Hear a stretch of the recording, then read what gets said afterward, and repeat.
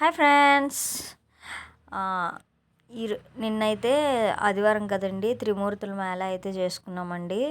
First వారం లేదా second వారం చేసేస్తాం, రెండో వారం చేసేసుకుంటాం. ఎప్పుడు కూడా పున్నం ముందే చేసేస్తాము.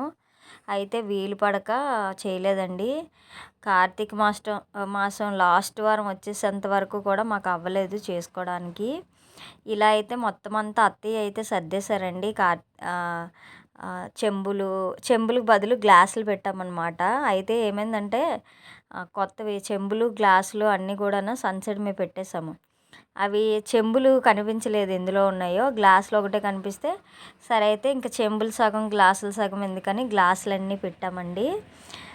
అత్తయ్య ఎలా చేస్తారంటే, నేను చాలా వీడియోస్లో చూశాను, ఓన్లీ కొబ్బరికాయలు ఒకటే పెడుతున్నారు మేళ సమర్పించేటప్పుడు. అత్తయ్య ఏంటంటే 3 మేళాలకి 9 గ్లాసులు కానీ 9 చెంబులు కానీ పెడతారు.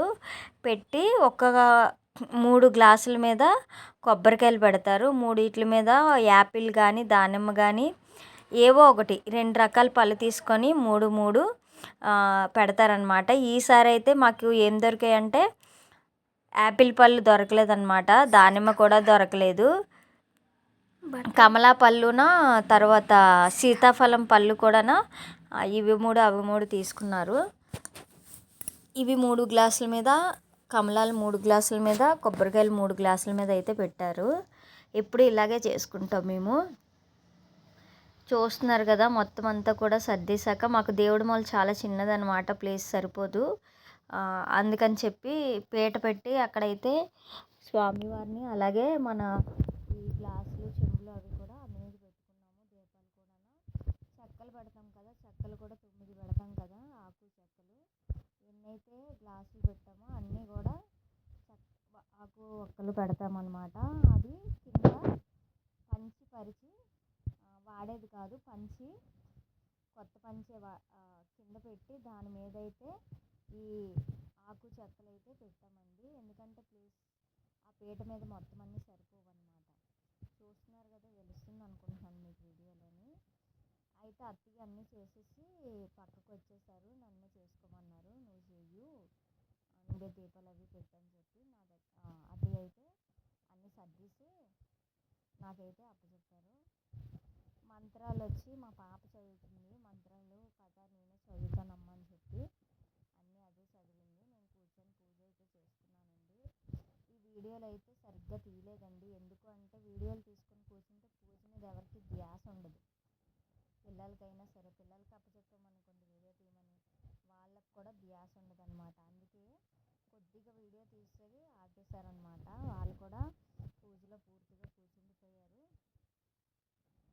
అదనమాట. మంత్రాలన్నీ చేసి అక్షింతాలతోనే పూజ అయితే చేసామండి. పువ్వులు కాదు, అక్షింతాలు కలిపి అక్షింతాలతో పూజ చేసుకున్నాము. నిజంగా చాలా బాగా అయ్యిందండి.